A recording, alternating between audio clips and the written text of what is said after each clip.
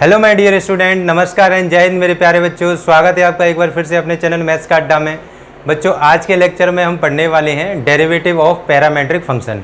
सबसे पहले हम बात करेंगे कि पैरामेट्रिक फंक्शन क्या होता है, उसको थोड़ा सा अच्छे से समझेंगे। पैरामेट्रिक फंक्शन को किस तरीके से हम पहचानेंगे कि ये पैरामेट्रिक है, राइट। उसके बाद हम बात करेंगे बच्चों कि डेरिवेटिव उसका किस तरीके से हम निकालते हैं, ठीक है। तो स्टार्ट करते हैं बच्चों। सबसे पहले हम आज का टॉपिक रहे हैं अपना डेरिवेटिव ऑफ पैरामेट्रिक फंक्शन। अब पैरामेट्रिक फंक्शन ये कौन सा फंक्शन है, ये सर हमने पहले कभी नहीं पढ़ा। कोई बात नहीं बेटा, कोई चीज़ होती है जो पहले नहीं पढ़ी होती, लेकिन हमें समय के साथ साथ वो सीखते हुए चले जाते हैं, वो पढ़नी भी पड़ती है, ठीक है ना। तो सबसे पहले हम समझेंगे कि पैरामेट्रिक फंक्शन क्या होता है। जैसे हमें अभी तक जो फंक्शन दे रखे थे वो था हमारे पास, जैसे y equals to x square into sine x, और भी 2-3 फंक्शन प्लस में माइनस में दे रखे होते तो हम उसको डेरिवेट कर सकते थे इजीली, ठीक है ना। यहाँ पर कोई x और y, यहाँ पर दो वेरिएबल्स होते हैं। x और y के अलावा ज़्यादातर और कोई वेरिएबल यहाँ नहीं होता था। लेकिन अब यहाँ पर क्या होगा, x और y के अलावा अगर कोई और वेरिएबल आता है उसको हम पैरामीटर का नाम देंगे।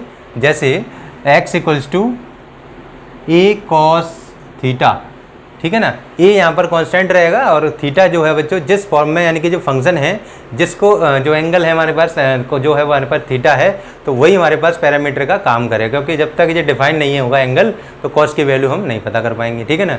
इसलिए हमारे पास जो पूरा फंक्शन है वो इस एंगल पर डिपेंडेंट है। तो जिस पैरामीटर पर भी जो फंक्शन होता है वो डिपेंड रहता है, उसी को हम क्या कहते हैं, पैरामीटर कहते हैं, ठीक है ना। जिस कोई कांस्टेंट वैल्यू हो या फिर कोई वेरिएबल टर्म्स होता है उसको, ये हमारे पास जो थीटा बच्चों को कांस्टेंट रहता है, इसका जो वैल्यू होती है वो कांस्टेंट ही रहती है, लेकिन यहाँ पर ये पैरामीटर का काम करेगा। जैसे अगर एक और फंक्शन यहाँ पर लिखा होगा y equals to b sine theta, तो दोनों फंक्शंस को देख के हम पता कर पाएंगे कि हमारे पास जो फंक्शन है हमारे पास x इक्वल्स टू और ये y इक्वल्स टू किस पर डिपेंडेंट है।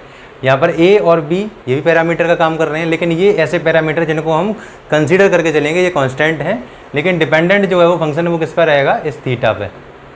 क्लियर। अब यहाँ पर हम बात करेंगे बच्चों इसको डेरिवेट करने के लिए। सबसे पहले आपको जो फंक्शंस मिलेंगे वो इसी तरीके से मिलेंगे, एक x के इक्वल में और एक y के इक्वल में। अब हम बात करेंगे इसको हम डेरिवेट किस तरीके से करेंगे। तो डेरिवेट करने के लिए हमें पता होना चाहिए कि हमें कौन से पैरामीटर के डिपेंडेंट में उसको डेरिवेट करना है, किसके रेस्पेक्ट में उसको डेरिवेट करना है। तो दोनों को अलग अलग हम डेरिवेट करेंगे, वो भी थीटा के रेस्पेक्ट में, ठीक है ना। यहाँ पर पैरामीटर हमने पता कर लिया थीटा है, तो इसको हमने अलग डेरिवेट कर दिया। यहाँ पर लिखेंगे on differentiate x with respect to theta. x को किया तो बच्चों थीटा के रेस्पेक्ट में dx ओवर डी थीटा हो जाएगा, राइट।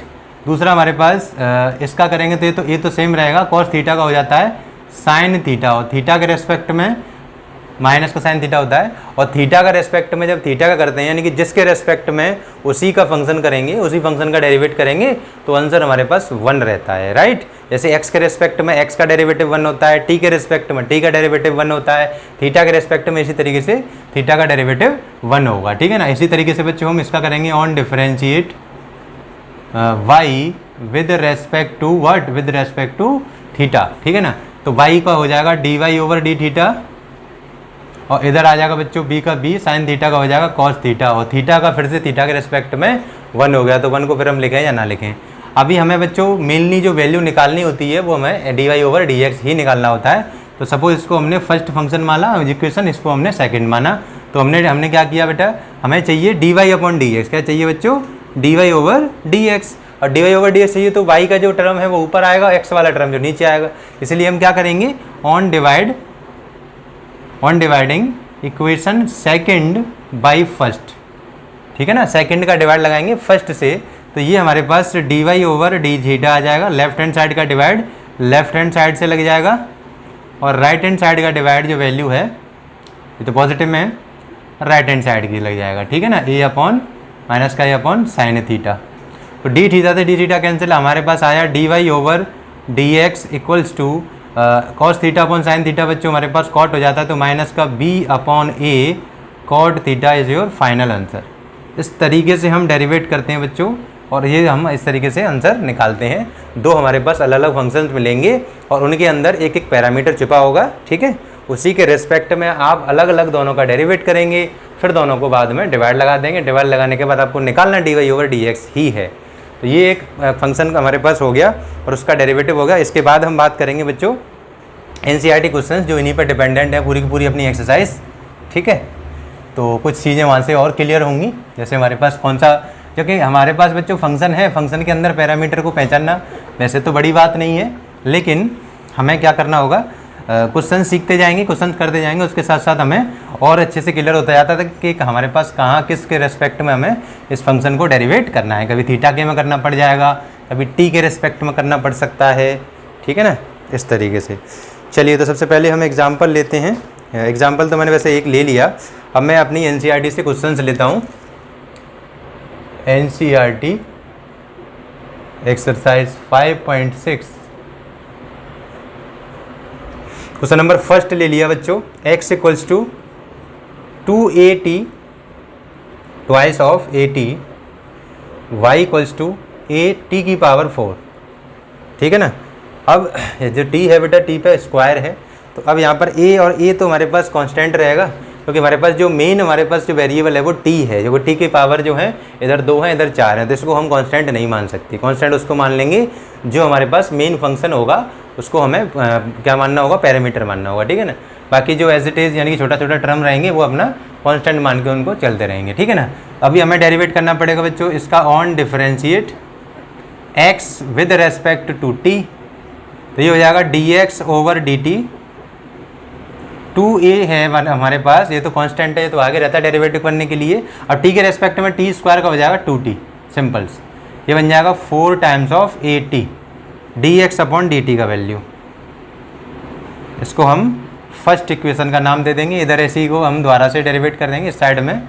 ऑन डिफरेंशिएट, डिफरेंशिएट किसको कर रहे हैं हम, y को विद रेस्पेक्ट टू t, तो बच्चों ये बन जाएगा dy अपॉन dt, ठीक है ना। इधर हो जाएगा a आगे कांस्टेंट, 4 t की पावर 4 क्या कहते हैं, पावर आगे जाती है, एक पावर कम हो जाती है, सीधा सीधा बताया था मैंने, ठीक है।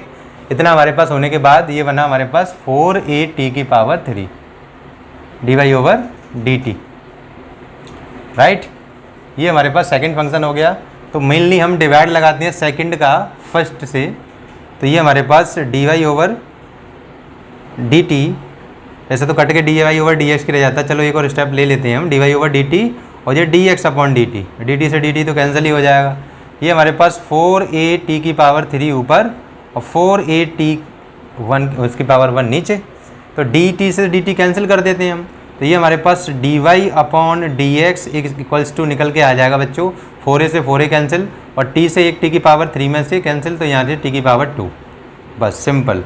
इसी तरीके से हम dy ओवर ds की वैल्यू फाइंड आउट करेंगे हर क्वेश्चन के अंदर, ठीक है ना। चलिए आगे हम बात करते हैं बच्चों नेक्स्ट क्वेश्चन की, जिसमें हमारे पास क्वेश्चन नंबर सेकंड है।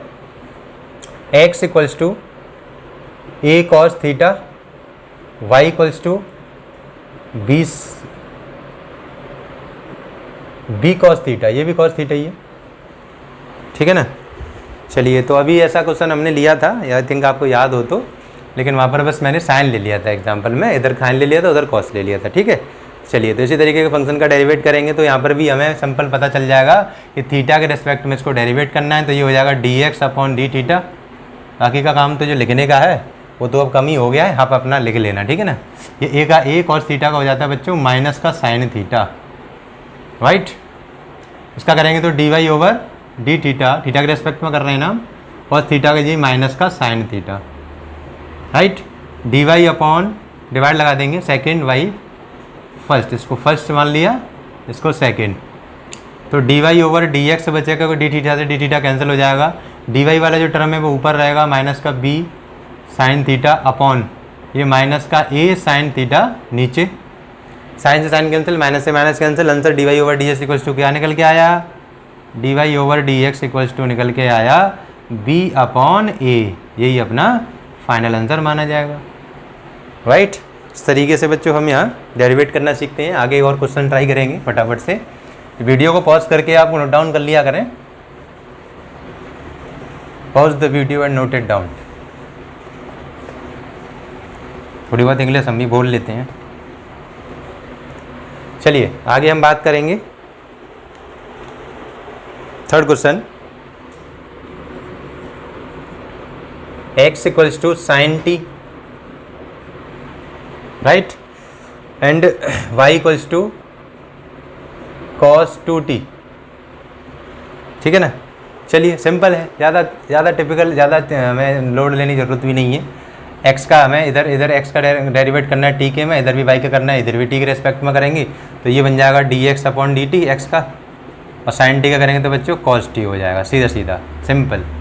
इधर y का करेंगे तो dy ओवर dt, और cos 2t का करेंगे तो माइनस का sin 2t इंटू 2t का करेंगे तो बच्चों 2 रह जाएगा, t का 1 हो जाएगा, ठीक है ना। डिवाइड लगाने का काम वही है, इसको फर्स्ट मान लिया, इसको सेकंड इक्वेशन मान लिया, तो सेकंड डिवाइड बाई फर्स्ट, तो dy ओवर dx बचता है। वैसे करने के लिए आप वैसे भी कर सकते हो, dy upon dt dx upon dt, dt से dt कैंसिल ही हो जाता है, इसलिए हम डायरेक्ट dy ओवर dx से लिख सकते हैं, ठीक है ना। तो ये हमारे पास माइनस का साइन 2t, और ये आगे भी माइनस का 2 जो है वो आगे ले लेता हूँ मैं, इधर cos t बचा बच्चों अपना, ठीक। अभी हम बात करें कि साइन 2t का जो फॉर्मूला होता है वो हम लिखेंगे।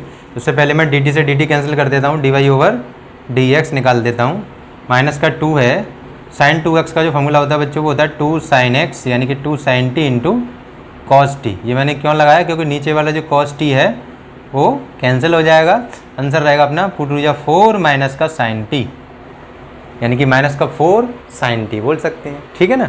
इस तरीके से हम क्या करते हैं बच्चों, डेरिवेट करते हैं पैरामेट्रिक फंक्शंस का, right. Let's see the one more questions. एक क्वेश्चन और देखते हैं, क्वेश्चन नंबर 4 है अपना, x equals to 4t, y equals to 4 upon t, ठीक। तो t के रेस्पेक्ट में करेंगे इधर dx अपॉन dt, ठीक है ना, t का हो जाएगा 1, इधर से 4 आ जाएगा, इधर y का करेंगे t के रेस्पेक्ट में dy ओवर dt, 4 तो ऊपर रहेगा बच्चों, 1 अपॉन t का करते हैं तो माइनस के 1 अपॉन टी स्क्वायर हो जाता है, राइट। जैसे 1 अपॉन एक्स का क्या होता था x के रेस्पेक्ट में माइनस के 1 अपॉन एक्स स्क्वायर, ऐसे ही 1 अपॉन टी का t के रेस्पेक्ट में माइनस के 1 अपॉन टी स्क्वायर हो जाता है। हमें निकालना क्या है, इसको फर्स्ट माना, इसको सेकंड माना, निकालना हमें सेकंड डिवाइडेड बाई फर्स्ट, यानी कि dy ओवर dx निकालना है, तो dy और dx इससे मिल जाएगा, टी से dt कैंसिल हो जाएगा। ये वाला टर्म बच्चों माइनस का 4 अपॉन टी स्क्वायर ऊपर, अपॉन का 4 नीचे, इतना बात समझ में आती है, ठीक है।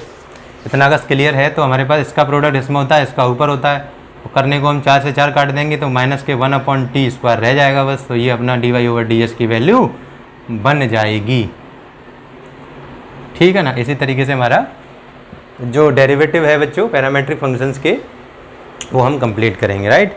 आगे हमारे पास 4th क्वेश्चन कंप्लीट है, 5 से लेकर 11 तक जितने भी क्वेश्चन होंगे हम नेक्स्ट वीडियोस में फर्दर इस तरीके से डिस्कस करते जाएंगे। जब तक के लिए बने रहिए वीडियो में बच्चों।